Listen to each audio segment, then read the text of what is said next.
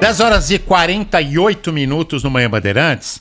Nós vamos falar agora da reforma do Código Civil. Talvez seja ali o conjunto de regras do ordenamento jurídico dos mais importantes, se não o mais importante na legislação brasileira, porque define exatamente nossa vida em sociedade. E nós estamos em contato com o Dr. José Fernando Simão, que é um dos juristas que faz parte da comissão de estudos sobre a reforma do Código Civil. Doutor José Fernando, bom dia para o senhor. O senhor poderia explicar, por favor, primeiro, rapidamente, assim, em linhas gerais, quais são as principais reformas que estão sendo discutidas? Então, muito bom dia a vocês, muito bom dia aos nossos ouvintes. Bom dia. Realmente é uma comissão de reforma da vida do cidadão. Como você mesmo disse, o Código Civil é que cuida do nascimento até a morte, tá certo? Em que para as pessoas conhecerem só a Constituição Federal, aqui nós tratamos de coisas básicas, realmente de direitos de personalidade, como direito à imagem, ao nome, à honra, à fama. Depois nós tratamos de contratos, nós tratamos de propriedade, posse, tratamos de família, casamento, união estável, filiação, até sucessões. Então essa comissão foi montada pelo Senado Federal, a partir de uma decisão do senador Pacheco, presidente do Senado, que nomeou o ministro Luiz Felipe Salomão do STJ e alguns juristas para discutirem essas novidades. O código atual, ele é de 2002. Os amigos ouvintes podem estar dizendo, bom, isso é um código, uma velharia, 20 anos mudou tudo. Só para lembrá-los, nós temos códigos civis em vigor de 1804, como o da França, que tem 220 anos. O problema do código, e o Código Penal, se eu não me engano, é da década de 40, não é isso? É da década de 40, houve até um projeto aprovado para mudá-lo nos anos 80, e depois esse projeto foi revogado antes de virar lei, ou seja, na vacatio legis. Então, dizer que a lei é velha pelo número de anos não é uma verdade. Então vocês podem me perguntar, mas por que estão mexendo no Código Civil? Porque as relações civis mudaram muito. A primeira coisa é esse mundo digital, né? Que os anos 2000 não conheceram na sua origem, conheceram agora. Então, um Código Civil que ignora, por exemplo, uma notificação por WhatsApp como prova da formação de um contrato, é um código que não se coaduna com a realidade. Outro dia um juiz até decidiu que aquele emoji do joinha, né, era confirmação de celebração de contrato. Por outro lado, nós temos coisas digitais que hoje estão em grande polêmica. Eu dou o exemplo da herança digital, né? Os influencers que têm aquelas páginas de Instagram e etc. para vender produtos, e que aquilo vale um dinheiro muito maior que muitas vezes uma casa ou um carro. E daí ele morre, né? O que acontece com aquela página? Aquela página é herdada ou não pelos descendentes? Nós temos questões de direito de família, né? As técnicas de reprodução assistida. Agora, nós estamos exatamente no meio da votação, e eu saí para conversar com os ouvintes da Rádio Bandeirantes, mas nós estamos discutindo, por exemplo, qual é a forma que alguém tem que autorizar o uso dos seus embriões após a morte. Basta uma cartinha por ele assinada ou precisamos de maior segurança jurídica, como uma declaração formal em cartório? Depois nós temos coisas que o judiciário já resolveu e o Código Civil que ignorava. O exemplo clássico, casamento ou uniões de pessoas do mesmo sexo. Hoje no Brasil não só isso é possível como uma realidade, e o Código Civil em 2002 não enxergava essa realidade e ignorava as famílias homossexuais ou homoafetivas. Estamos resolvendo isso na reforma.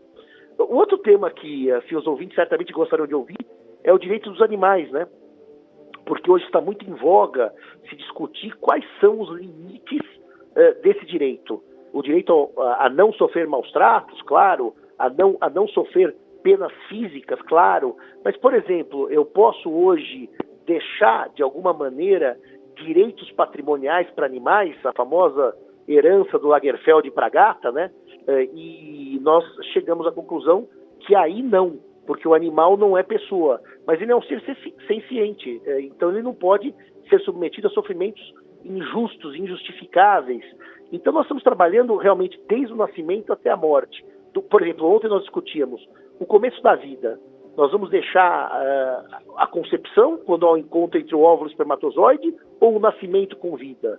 A morte é encefálica ou é a morte cardiorrespiratória? Então, só para os ouvintes terem uma ideia, que nós estamos discutindo aqui tudo.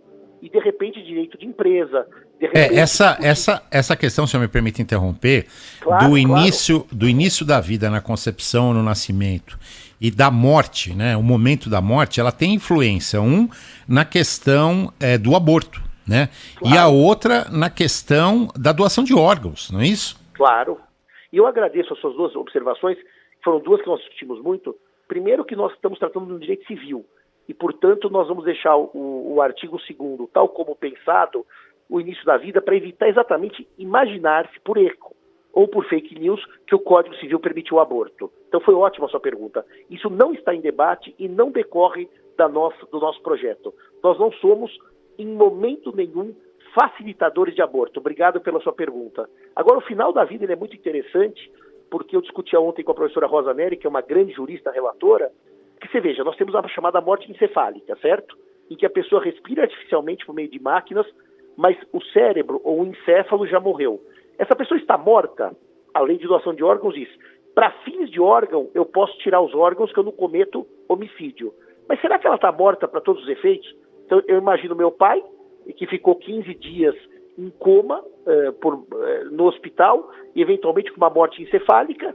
A minha mãe poderia casar nesses 15 dias com ele lá no hospital? Então nós concluímos que não, que a morte continua sendo a cardiorrespiratória, mas encefálica para doação de órgãos, que também, aliás, nós queremos estimular a doação de órgãos, né? Eu não sei se os amigos acompanharam ontem, o CNJ lançou uma plataforma eletrônica para eu me tornar doador, que é uma das maiores revoluções pró-doação de órgãos. Então também aquela fake news, agora com o novo código não vai poder doar órgão. Claro que vai poder doar órgão. Isso também não corresponde à realidade. Então, esses temas nós estamos debatendo profundamente. Eu não sei se os amigos querem me perguntar alguma coisa, mas talvez pelas notícias e por fake news. Ah, Simão, agora é verdade que nós vamos admitir a família poligâmica? Não, não é verdade. Isso, o trisal, né? Isso, o trisal. O STF, também para os amigos que não são da área, proibiu o trisal expressamente. O CNJ proibiu a escritura de trisal expressamente. O nosso projeto, em momento algum, reabilita trisal ou família poligâmica. Não existe isso no texto. Eu sou uma das pessoas que escreveu mais vezes contra esse tipo de coisa, e eu garanto aos ouvintes. Aliás, é engraçado como os ouvintes às vezes não são da área jurídica e muitos não são. As críticas que alguns fazem ao projeto é porque não leram um artigo junto com o outro. Então, só para ter uma ideia aos ouvintes. Agora, irmãos adotivos podem se casar segundo o projeto. Não podem se casar porque são irmãos. O impedimento do 1521 continua. Então, o que está vendo aqui é uma série de desinformações e que são complexas, porque, infelizmente, uma desinformação vira uma verdade com um post no Instagram. Então, eu estou deixando bem claro aos nossos ouvintes da Bandeirantes, que, aliás, é uma rádio que eu ouço muito em São Paulo, que não há trisal admitido no projeto, não há direitos para amante admitido no projeto e não há casamento de irmãos. Isso é inconcebível e nem passou pelo debate. É importante o senhor destacar isso, doutor, porque realmente, né, na internet a gente... Por isso que convidamos o senhor para participar, porque sai de tudo um pouco em relação a esse tipo de projeto. Agora, pelo que eu andei vendo, são alguns dos assuntos que parece que dentro da própria comissão não há muito consenso, né? Quais são? Na verdade, assim, por exemplo, agora nós estamos discutindo, que é tão técnico isso, tá? Morre a pessoa. Ela tem um filho fora do casamento que nunca pediu a paternidade. Essa pessoa vai pedir a paternidade 30 anos depois. O direito admite, porque não há prazo para se pedir a paternidade. Mas ela pode também pedir herança 30 anos depois que os bens já foram partilhados, divididos. Esse é um dos temas que nós estamos debatendo e que houve uma grande oposição e conversas. Hoje nós estamos debatendo agora, antes de eu sair para dar entrevista para os senhores, a questão, por exemplo, se eu faço um testamento que tem um vício de nulidade.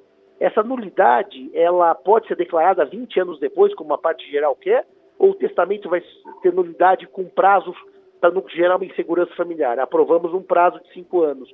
Então, as divergências são divergências de leitura do sistema e de como aprimorá-lo. Não há divergências, eu repito, casamento de irmãos, outro dia eu li casamento com um cachorro. Agora, desculpe aos ouvintes, quem acredita que um Código Civil é permitir que uma pessoa se case com um cachorro, não dá para responder isso. Eu lembro que outro dia saiu uma notícia da Rússia que o rei Carlos da Inglaterra tinha morrido. Não dá para responder que ele não morreu, porque é óbvio que ele não morreu. É assim, onde é que o homem vai casar com o cachorro? Não vai, porque o cachorro não é pessoa. Então tem algumas fake news que é até difícil responder, porque para acreditar tem que ser realmente uma pessoa muito crente. Agora, só para ver se eu entendi certinho que o senhor falava sobre paternidade. A gente vê em muitos casos, né? Depois da morte, pedem a comprovação de paternidade com DNA, muitas vezes por causa da herança. O que está sendo discutido vai até poder pedir um exame para ver a paternidade, mas não vai poder entrar na divisão de herança. Passados alguns prazos. Claro que não vai ser no dia seguinte. Se o sujeito morre hoje, amanhã eu entro com a ação, claro que eu posso pedir herança. Nós fixamos um prazo de 5 anos, para dar o mínimo de estabilidade. Se eu peço herança depois de 30 anos, meus amigos, imagine partilhar uns bens que já foram dados aos outros filhos e que já foram transformados, vendidos. Então, era uma situação em que o filho que pedia herança podia pedir a qualquer tempo. Então, nós ajustamos para que ele possa pedir num prazo de 5 anos para evitar insegurança jurídica. Quer ver uma outra coisa? O maior processo de briga no Superior Tribunal de Justiça hoje diz respeito à inseminação de gametas post-mortem. O marido morre, a mulher vai lá e insemina. A leitura que se fazia do direito civil é que bastava ele fazer um X num quadradinho no momento da doação do esperma ou do óvulo, se fosse a mulher, para que a qualquer tempo o outro pudesse usar aquele material.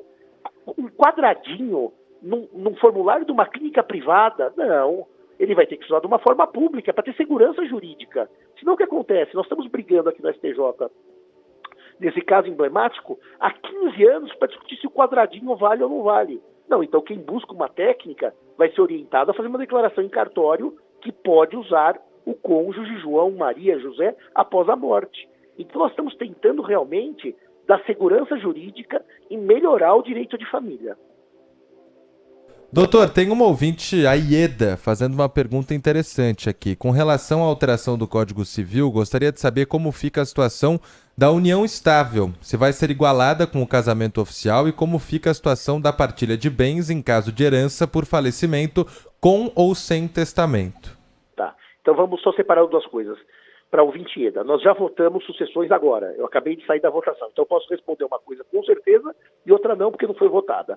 Deixa eu responder com certeza. Nós tiramos o cônjuge e o companheiro da qualidade de herdeiros necessários, aqueles que necessariamente ficam com uma parte do patrimônio de cônjuges. Isso era um clamor social, ninguém aceitava o dispositivo, tanto que não há nem discussão na comissão e nem no mundo jurídico. Então, a primeira coisa é que quem é casado ou tem companheiro, aprovado o projeto, pode, por testamento, deixar os bens para filhos, sobrinhos ou até para uma entidade de caridade. Então, isso nós fizemos e acabamos de aprovar na subcomissão.